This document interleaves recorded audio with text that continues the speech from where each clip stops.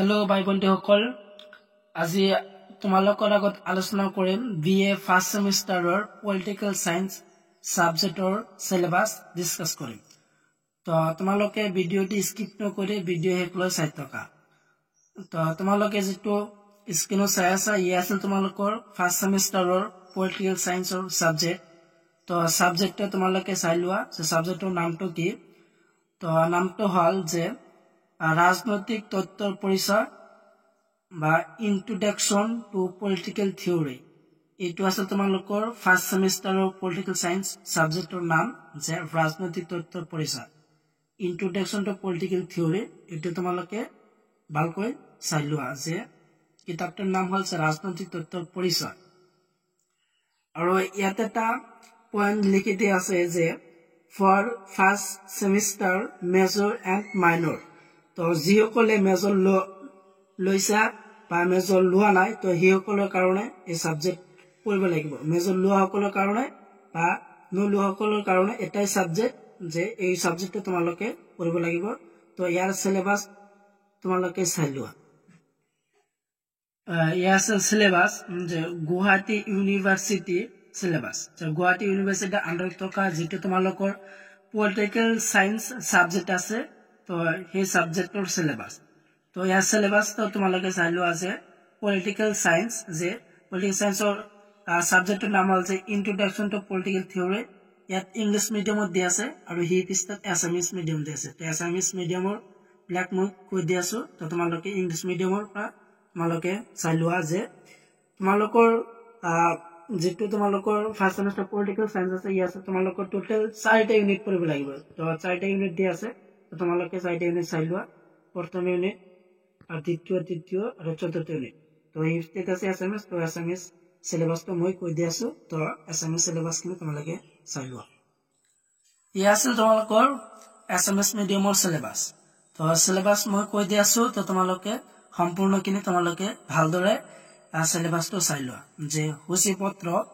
প্ৰথম অধ্যায় যে ৰাজনৈতিক তত্ত্বৰ ধাৰণা আন্ডাৰষ্টেণ্ডিং পলিটিক্যাল থিওৰি तो प्रथम अध्यायটো হল যে ৰাজনৈতিক ধাৰণা আন্ডাৰষ্টেণ্ডিং পলিটিক্যাল থিওৰি তো प्रथम অধ্যায় তিনিটা তোমালোকৰ টপিক দি আছে তো টপিক তিনিটা মই কৈ দি আছো তো তোমালোকে টপিক তিনিটা চাই লোৱা তো প্ৰথম টপিকটো হল যে ৰাজনীতি কি আৰু দ্বিতীয় টপিকটো হল যে ৰাজনৈতিক তত্ত্ব কি আৰু তৃতীয় নম্বৰ টপিকটো হল যে ৰাজনৈতিক তত্ত্বৰ প্ৰাসংগিকতা তো মুঠ তোমালোকৰ তিনিটা টপিক দি আছে প্ৰথম ইউনিটত আৰু দ্বিতীয় নম্বৰ অধ্যায় যে 2 নম্বৰ ইউনিটত দি আছে যে 2 নম্বৰ ইউনিটটো হল যে ৰাজনৈতিক তত্ত্বৰ অধ্যয়নৰ দৃষ্টিভংগী আৰু সমসাময়িক ধাৰণাসমূহ তো তোমালোকৰ পেজ নম্বৰ 55 ৰ পৰা 122 পেজ নম্বৰ দি আছে যে দ্বিতীয় নম্বৰ অধ্যায় তো ইয়াত তোমালোকৰ কিমান টপিক দি আছে কেইটা টপিক দি আছে ইয়াতো তিনিটা টপিক দি আছে দ্বিতীয় নম্বৰ অধ্যায়টো তোমালোকে তিনিটা টপিক পঢ়িব লাগিব তো প্ৰথম টপিকটো হল যে উদাৰনৈতিক দৃষ্টিভংগী আৰু দ্বিতীয় নম্বৰটো হল যে মাৰ্ক্সীয় ধাৰণা আৰু তৃতীয় নম্বৰ হল যে নাৰীবাদী দৃষ্টিভংগী মুঠ তিনিটা টপিক দি আছে দ্বিতীয় নম্বৰ ইউনিটত আৰু তৃতীয় নম্বৰ ইউনিটটো হল যে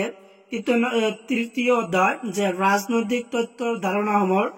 তো ৰাজনৈতিক তত্ত্বৰ ধাৰণাসমূহ এটো তোমালোকে চাই লবা যে কনসেপ্ট ইন পলিটিক্যাল থিওৰি তো ইয়াতো তোমালোকৰ কিমান টপিক দি আছে তো টপিক কেইটা চাই লোৱা প্ৰথম টপিকটো হল যে ৰাষ্ট্ৰ বা ষ্টেট তো তৃতীয় নম্বৰ অধ্যায়ৰ প্ৰথম টপিকটো হল যে ৰাষ্ট্ৰ আৰু হি বিস্তাৰ দি আছে তো ভিডিও লৈ চাই থকা তৃতীয় নম্বৰ টপিকটো হল যে অধিকাৰ আৰু দ্বিতীয় নম্বৰ টপিকটো হল যে অধিকাৰ আৰু তৃতীয় নম্বৰ টপিকটো হল যে স্বতন্ত্ৰতা আৰু চতুৰ্থ নম্বৰ টপিকটো হল যে সমতা আৰু পঞ্চমটো হল যে ন্যায় তো মুঠ তোমালোকৰ তৃতীয় নম্বৰ অধ্যায়ৰ মুঠ 5টা টপিক দি আছে তো 5টা টপিক পঢ়িব লাগিব তো প্ৰথমটো হল ৰাষ্ট্ৰ দ্বিতীয়টো হল যে অধিকাৰ তৃতীয়টো হল যে স্বতন্ত্ৰতা আৰু চতুৰ্থটো সমতা আৰু পঞ্চমটো হল ন্যায় আৰু আছে তোমালোকৰ হেকৰ ইউনিট হল যে 4টা ইউনিট আছে তোমালোকৰ তো হেকৰ ইউনিট হল যে চতুৰ্থ অধ্যায় গণতন্ত্ৰৰ পৰিচয় আন্ডাৰষ্টেণ্ডিং ডেমক্ৰেসি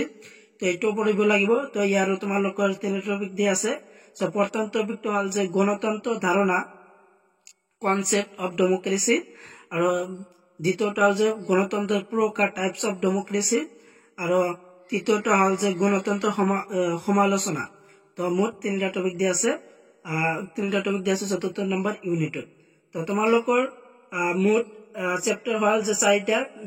কোনোবাৰ যদি কিবা সাবজেক্ট লাগে বা সমস্যা থাকে তো মোৰ এই ভিডিও ডিসক্ৰিপশনত ইনষ্টাগ্ৰাম ফেসবুক লিংক দি আছে, তো তাত যাই মোক মেছেজ কৰিবা। তো তোমালোকৰ সমস্যা সমাধান কৰিবলৈ মই চেষ্টা কৰিম। আৰু